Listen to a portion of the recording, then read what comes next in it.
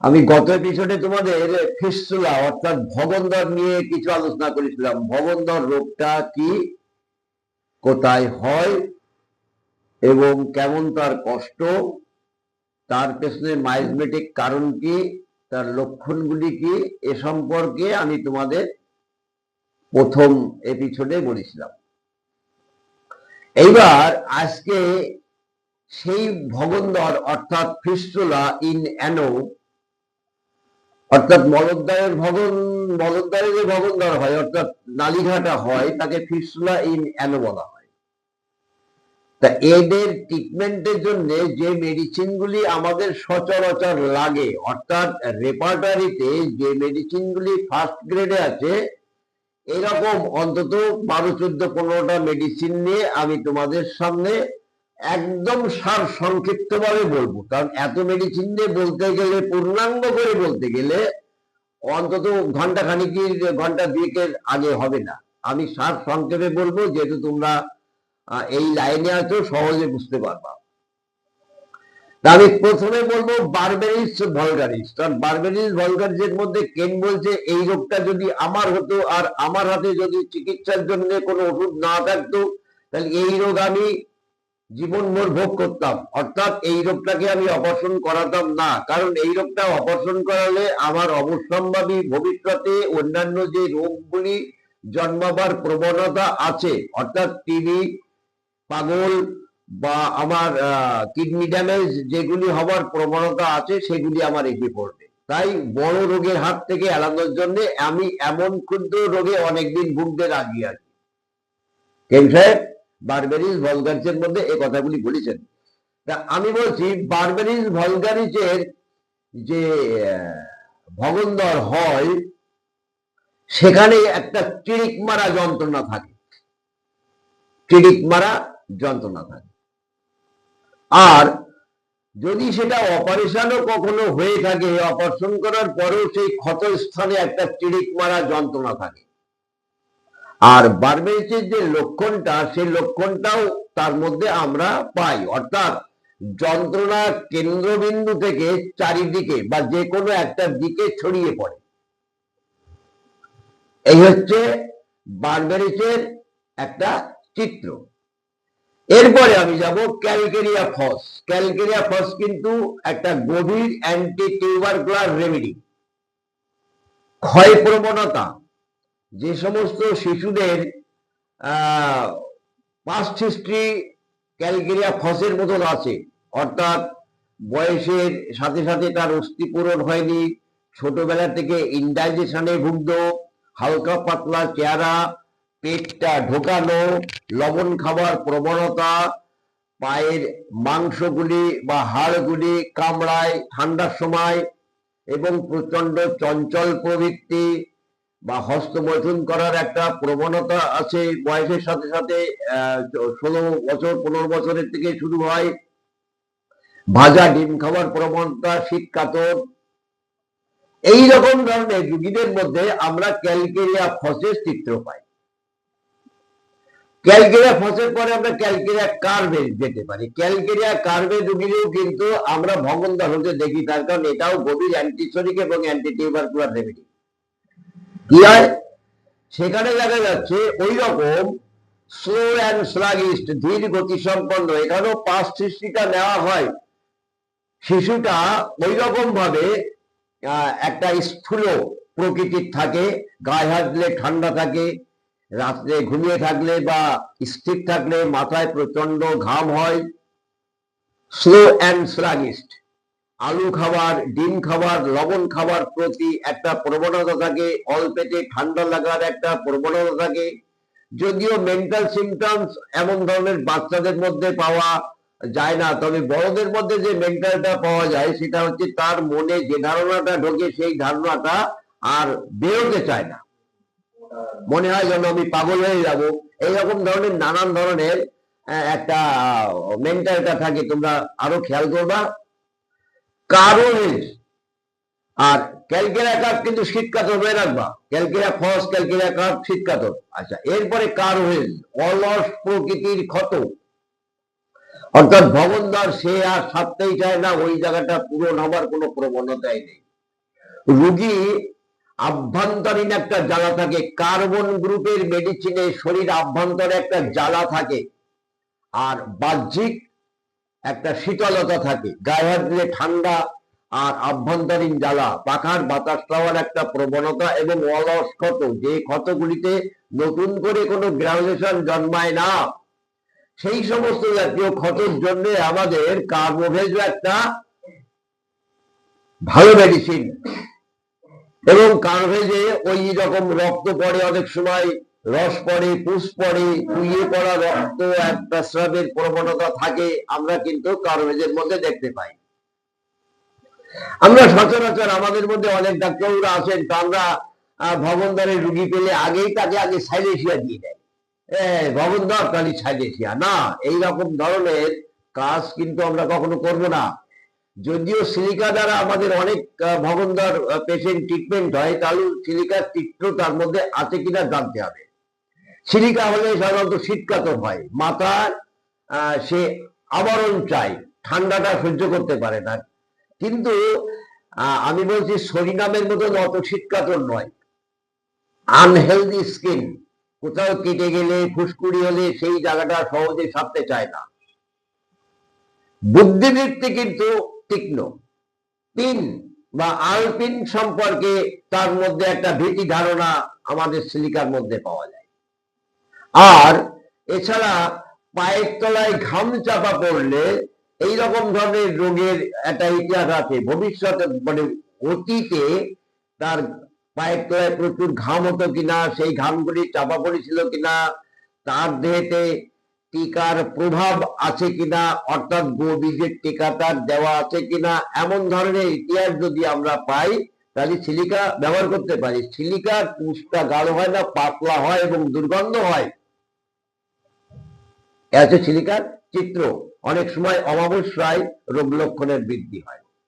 এইবার আমরা সালফারের কথা চিন্তা করতে পারি। সালফারের রোগীগুলি সাধারণত একটু নোংরা, স্নানে অলসতা, স্নান করলে তার রোগ লক্ষণগুলি বাড়ে, এবং ক্ষতস্থানে একটা জ্বালা বা পায়খানার দ্বারে জ্বালা, পায়খানা করার পরে মলের দ্বারে জ্বালা, সে খায় কম, পান করে বেশি, জল খাবার প্রবণতার মধ্যে বেশি, বেলা 11টা 12টা বাজলে তার ক্ষুধার একটা প্রবণতা থাকে, পায়ের তলায় জ্বালা থাকে, মিষ্টি খাবার ইচ্ছা থাকে, এবং সে নিজেকে একদম বিশাল দার্শনিক হিসাবে মনে করে। সে যা বোঝে আর জগৎ কেউ বোঝে না। সে যেমন দাতা তেমন মারাত্মক স্বার্থপর।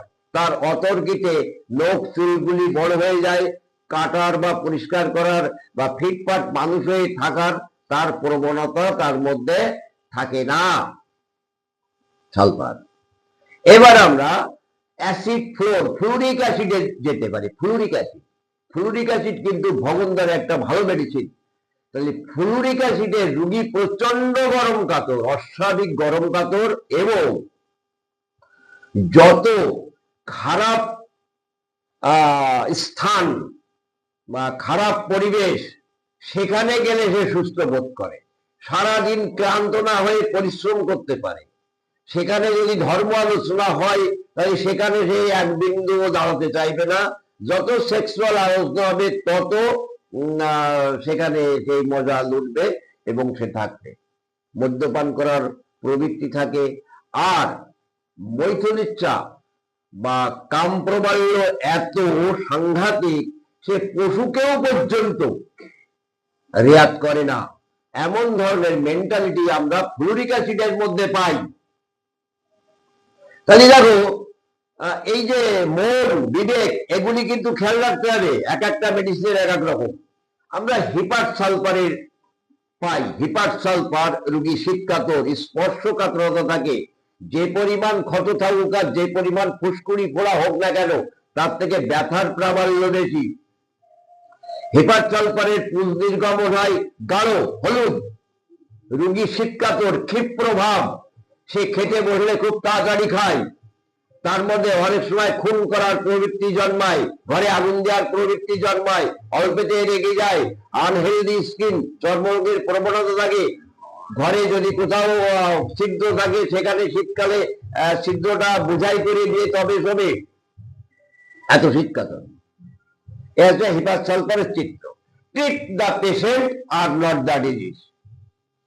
রোগীর সাথে ওষুধের সিমিলিয়ার হলো কি, এটা আমরা খেয়াল করব। আমরা ক্যালিকার্বে পাই, ক্যালিকার্বের অনেক সময় আমরা ভগন্দর পাই। ক্যালিকার্বের রোগীগুলি আমরা লক্ষ্য করি যে শীতকাতর, এবং তার মধ্যে সবকিছু চিন্তা ভাবনাগুলি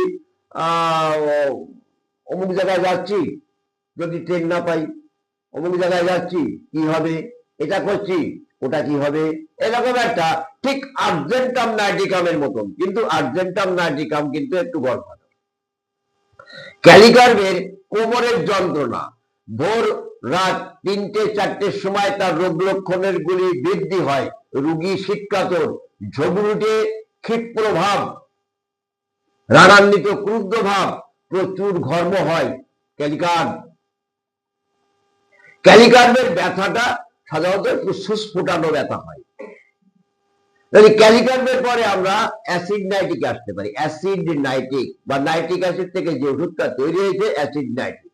অ্যাসিড নাইটিকের রোগী সাধারণত দুধ সহ্য করতে পারে না, শীতকাতর, উদরময় প্রবণ। আর অ্যাসিড নাইটিকের রোগীর স্কিন এবং মিউকাস জাংশন গুলিতে ক্ষত হওয়ার একটা প্রবণতা থাকে, আর ঘোড়ার মূত্রের ন্যায় দুর্গন্ধ ঝাঁঝালো মূত্র নির্গমন হয় অ্যাসিড নাইটিক। এবং অনেক সময় এই গনোরিয়া সাপ্রেসড হওয়ার পরে আমরা অ্যাসিড নাইটিকের পেশেন্ট পাই, বা গনোরিয়া অবস্থাতেও অ্যাসিড নাইটিকের একটা ভালো ব্যবহার আছে। আমরা এরপরে থুজা, থুজা ডাইরেক্ট ভগন্দরে কিন্তু খুব কম লাগে। আমার লাইফে একটা ভগন্দর ট্রিটমেন্ট করেছিলাম, আমার মনে পড়ে যে গল্পটা হয়তো তোমাদের এই ভিডিওর ছাড়া করেছিলাম, স্বপন বিশ্বাস নাম করে চাঁদরায় খোলসি নামক গ্রামে ট্রিটমেন্ট করেছিলাম, তার ভগন্দর হয়েছিল। সিলিকা দিয়ে ট্রিটমেন্ট করার পরে, যখন সিলিকা 30 দিয়ে ট্রিটমেন্ট করার পরে, মানে তুলসী তলায় নাবানো রুগী, সেই রুগী সিলিকা 30-200 দেওয়ার পরে, এই 30 দুটো ডোজ দেওয়ার পরে আগের দিন বেলা 10টা-11টায় দেওয়া হয়, 8 ঘন্টা পর পর, পরের দিন সকালবেলায় সেই পুল মানে মগনদরটা ফেটে গিয়ে প্রচুর পুজ নির্গমন হয় এবং রুগী উঠে খেতে বসে।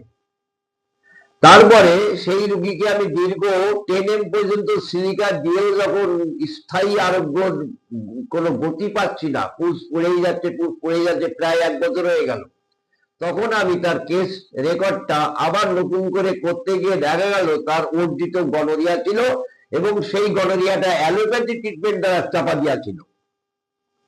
এই কথা যখন জানতে পারলাম, তখন সিলিকার পরবর্তীতে আমাদের থুজা একটা ভালো মেডিসিন, আর তা বাদে তার মধ্যে একটা বদ্ধমূল ধারণা কাজ করতো, এমন মানসিকতা দেখে আমি থুজা অ্যাপ্লাই করি। থুজা 1000 অ্যাপ্লাই করার পরে 2 মাসের মধ্যে তার কিন্তু সেই 12-14 বছর আগে চাপা দেওয়া গনোরিয়া আবার ব্যাক করে, এবং সেই গনোরিয়া ওই থুজা 10 M এবং পরবর্তীতে মেডোরিনাম 2-1টা ডোজ দেওয়ার পরে প্রায় 6 মাস 8 মাস যাওয়ার পরে সেই গনোরিয়া স্রাবটা নির্মূল হয়। নির্মূল হওয়ার পরে পুনরায় আবার তাকে সিলিকা 10 M দেওয়ার পরে সেই রোগী পূর্ণাঙ্গ সুস্থ হয়। তাহলে আমরা থুজাতে ডাইরেক্ট কিন্তু ভগন্দর খুব কম পাই। তাহলেও যদি থুজার রোগী হয়, ফিক্সড আইডিয়া, বদ্ধমূল ধারণা, তার মধ্যে একটা সন্দেহ প্রবণতা,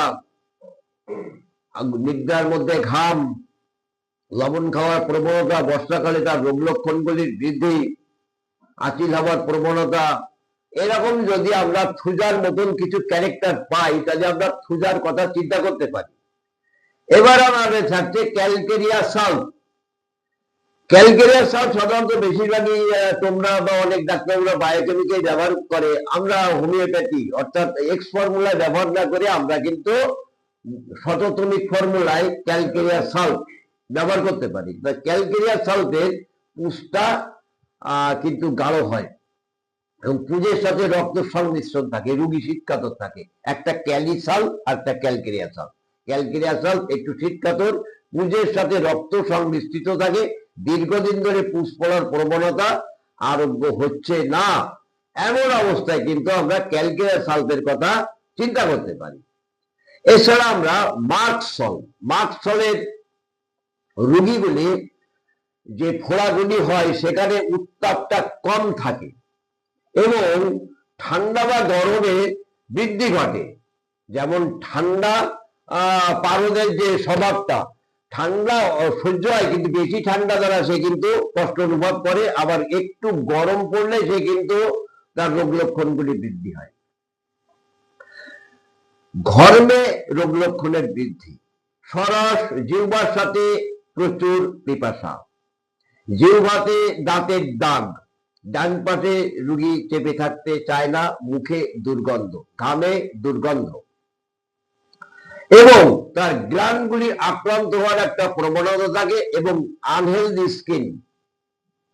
এটা যদি আমরা পাই তাহলে মার্কসলের কথা একবার ভাবতে পারি, আমরা গ্রাফাইটিসের কথা ভাবতে পারি, আমরা সরিনামের কথা ভাবতে পারি। তাহলে গ্রাফাইটিস হিসাবে যদি আমরা মনে করি তাহলে দেখা যাবে গ্রাফাইটিসের রোগীও কিন্তু কার্বন গ্রুপের, সেখানেও আভ্যন্তরীণ জ্বালা থাকে, তার মধ্যে একটা ভুলবন ছন্দপ্রবণ। এটা করেছি কি, এটা হয়েছে কি, এটা হলো কি, এরকম একটা সন্দেহভাব থাকে। দেহে যেখানে চর্বি জন্মাবার প্রবণতা নয় সেই সমস্ত জায়গাগুলিতে চর্বি জন্মে যায় বডিতে, একটা স্থূলকায় চর্মরোগ প্রবণতা। বলা হচ্ছে 3F, fair, fatty and flabby. 3F, fatty, fair and flabby, এই তিনটে চেহারা রোগী থাকে চর্মরোগ প্রবণতা, এবং চর্মরোগের থেকে একটা আঠার মতন মধুর মতন রস নির্গমন হয়, আর মোটা মোটা পায়খানা হয়, পায়খানাগুলি গায়ে একটা আম জড়ানো থাকে আর ভেঙে ভেঙে পায়খানা পড়ে। এমন ইতিহাস যদি থাকে তাহলে আমরা কিন্তু গ্রাফাইটিসের কথাও স্মরণ করতে পারি। কারণ এই ধরনের মাইজমেটিক ডিজিজ ট্রিটমেন্ট করতে গেলে তার পাস্ট হিস্ট্রি এবং ফ্যামিলি হিস্ট্রি আমরা গ্রহণ করব। তখন ভগন্দর রোগটা ট্রিটমেন্ট করতে গেলে আমাদের কিন্তু অ্যান্টি টিউবারকুলার রেমেডি খুঁজতে পারলে প্রথমে ভালো হয়, তার কারণ টিউবারকুলার মাইজাম এখানে থাকে। সোরা তো বেসিক, সোরা অনন্ত গুণ শক্তি বেশি, সোরা না থাকলে সাইকো বা সিফিলিটিস আসে না, বা সোরা না থাকলে টিউবারকুলার হয় না। এই সোরা ভিতভূমি, কিন্তু এদের সংমিশ্রণে একটা টিউবারকুলার অবস্থা হয়। এই টিউবারকুলার অবস্থাটা সোরা সিফিলিটিসের সংমিশ্রণে একটা হয়, আর সোরা সাইকোর সংমিশ্রণে একটা হয়। তাহলে আমরা কিন্তু এই যে 16টা 18টা মেডিসিন নিয়ে আলোচনা করলাম, এর মধ্যে সরিনাম আসতে পারে, লাইকোপোডিয়াম আসতে পারে। তাহলে আমরা এক একটা করে বলতে গেলে তো প্রচুর মেডিসিন বলতে হয়। সরিনামের রোগী প্রচন্ড শীতকাতর, স্নানে সে সুস্থতা বোধ করে, মিশ্রিত স্রাব, দুর্গন্ধ, চর্মরোগ প্রবণতা, এবং গরমকালেও সে লেপ গাইতে ঘুমায়। অল্প ঠান্ডা কি গরমকালেও সে মাথায় টুপি ব্যবহার করে। আর প্রচন্ড দুর্বল, খানিকটা পথ যে বললো আমি আর যেতে পারছি না, আমার খুব কষ্ট লাগছে, ভালো লাগছে না, সে বাড়ি এসে কাঁটান এসে পড়ে, প্রচন্ড দুর্বল, আরোগ্য প্রবণতা তার মধ্যে থাকে না। তবে এই জাতীয় মেডিসিন গুলি, এই নোসড মেডিসিন গুলি তোমাদের খেয়াল রাখতে হবে, বেশিরভাগই আরোগ্য হচ্ছে না। যেখানে লক থাকে সেই লক অবস্থায় ছরিনাম, মেডোরিনাম, টিউবারকুলিনাম, এই ওষুধগুলি কিন্তু ওই জায়গাটায় বেশি ব্যবহার হয়। Direct psorinum, direct syphilinum, tuberculinum, medorrhinum ব্যবহার হয় না আমি তা বলছি না, তবে কম হয়, খেয়াল রাখবা। তাহলে লাইকোপোডিয়ামের রোগী হতে পারে, অকাল বার্ধক্যতার মধ্যে যেতে পারে, এবং রোগ লক্ষণগুলি তার মুখমণ্ডলের দিকে তাকিয়ে দেখলে মনে হয় যে অকালে বুড়ো হয়ে গেছে। তার শীর্ণতা নিম্ন অঙ্গের থেকে শুরু হয়, ক্রমান্বয়ে আস্তে আস্তে উজ্জ্বল নিয়ে ওঠে, রোগ লক্ষণগুলি ডান পাশ থেকে বা পাশের দিকে পরিচালিত হয়, গরম খাবার প্রবণতা থাকে, 2-1 গ্লাস খেলে পেটটা ভার বোধ হয়, মিষ্টি খাবার প্রবণতা থাকে, কনস্টিপেশন ভাব থাকে, পায়খানার প্রথম অংশ শক্ত হয়, পরে নরম হয়, ঢেকুর ওঠে, রোগ লক্ষণগুলি বিকেল 4টে থেকে রাত 8টা পর্যন্ত রোগী রোগ লক্ষণ বা এক কথায় রোগী হিসাবে ওই টাইমটায় অস্বচ্ছন্দতা বোধ করে। যদি জাতিগত ভাবে এমন পাই তাহলে লাইকোপোডিয়ামও ট্রিটমেন্ট হবে। যাক, যে মেডিসিন গুলি নিয়ে তোমাদের সামনে আলোচনা করলাম নিশ্চয়ই তোমরা বুঝতে পারলে। তোমরা এগুলি আবার পরবর্তীতে শুনবা বা মেট্রিমেটিকায় একটু রিভাইজ করবা। ঠিক আছে, রাখলাম।